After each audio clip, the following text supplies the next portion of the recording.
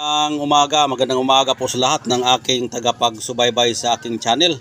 Ngayon lang po tayo nakabalik sa pag-vlog dahil nga po ay eleksyon.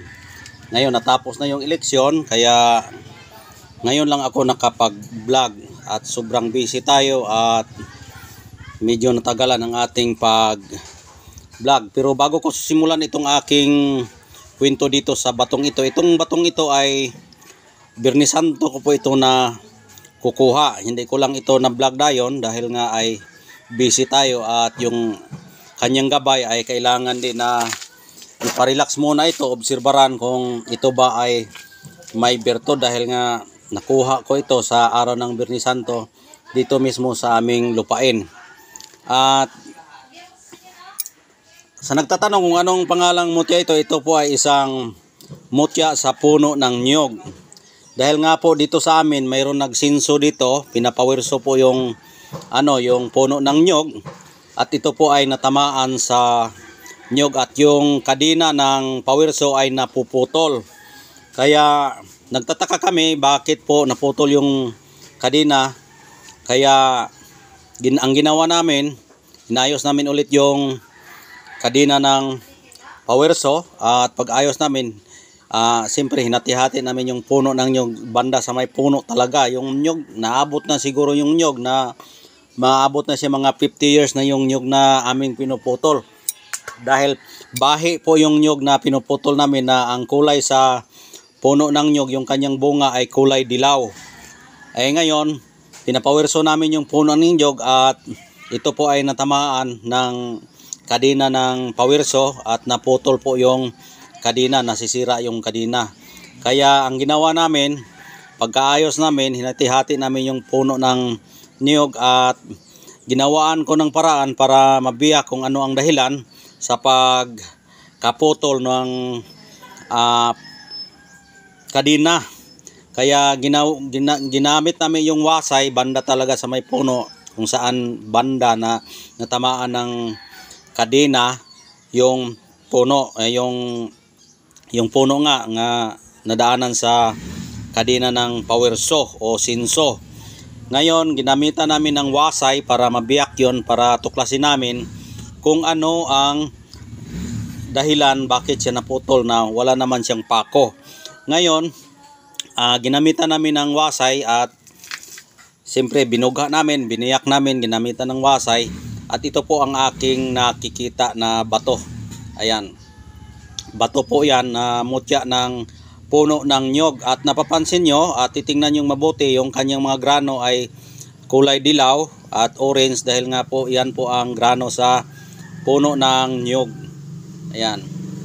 Grano po yan sa puno ng nyog. Ayan. Ito po yung puno. Ayan po yung puno. Ito po yung example lang to, no? Ito po yung dulo at ito po yung puno. At itong puno ganyan, pahaba yan. Dito namin pinutol. Pagputol namin na sira yung kadina. Pagkasira sa kadina, siyempre dito naman pinutol. Pagkatumba na, yung puno, tinuklas namin kung ano ang dahilan sa pagkasira ng puno. Ngayon, yung puno na yung tuod, may naiwan mga ganyan kahaba yung tuod. At ginamitan naming wasay, biniyak-biyak namin at ito po ang aking nakukuha na bato na mismo sa puno ng nyog. Ayan.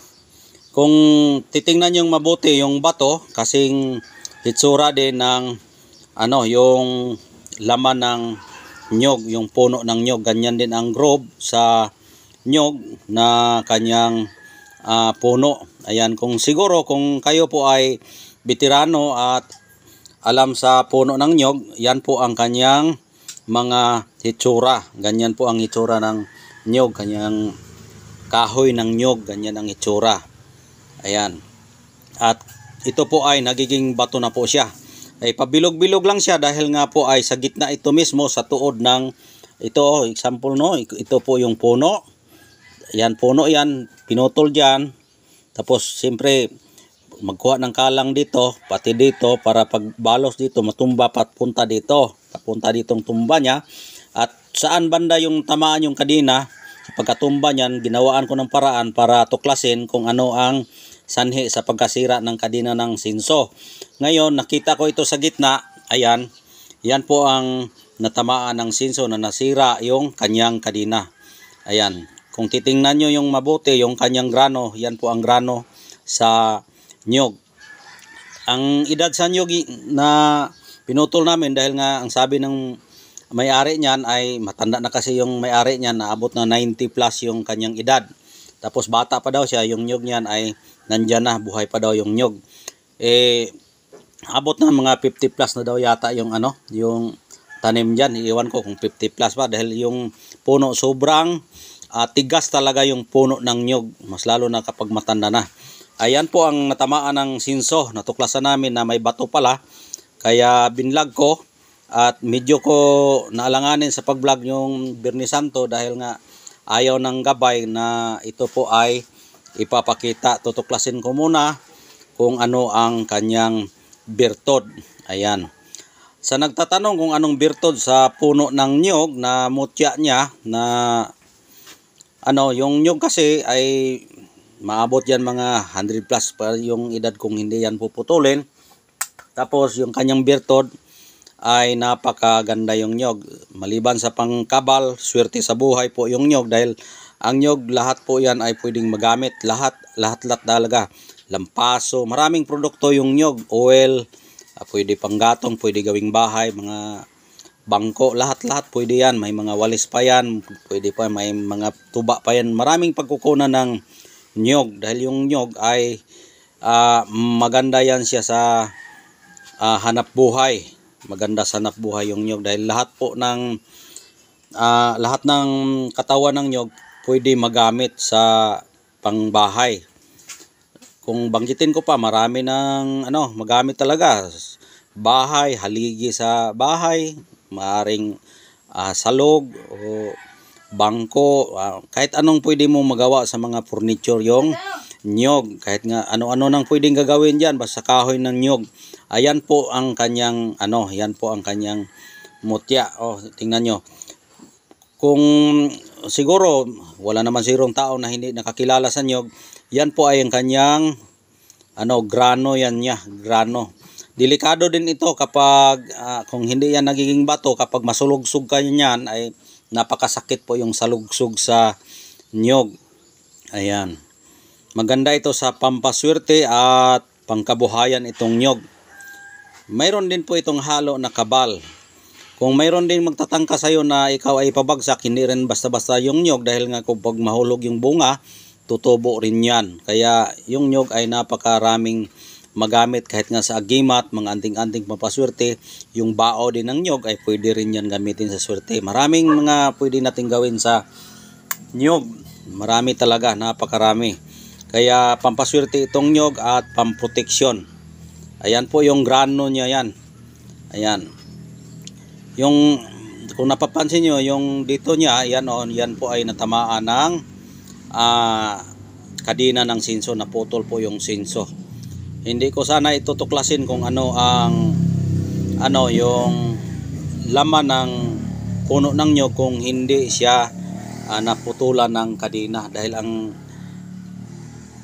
sinso kasi kapag hindi yan matamaan ng mga metal na mga bagay katulad ng pako, kapag magsinso ka hindi yan maputol yung kadina.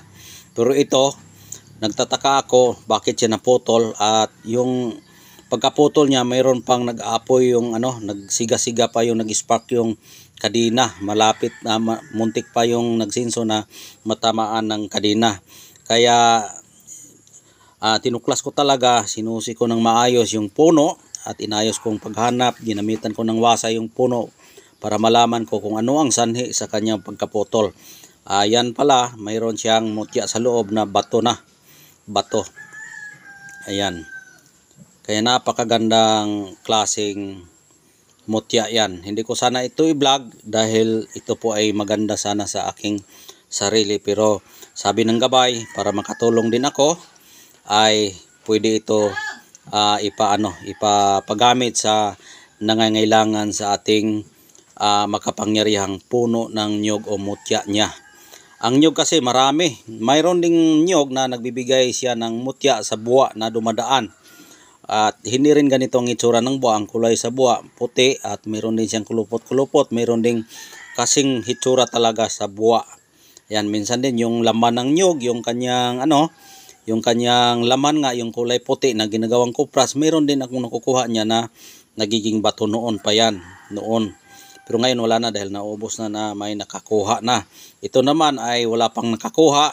Ito po ay pinapalimusan ko ito sa nangangailangan ng agimat na puno ng nyug na nagiging bato. Ngayon ipaikot-ikot ko at aurahan din ninyo kung ano ang nakikita nyo, dahil sa aking nakikita ay napakaganda talaga.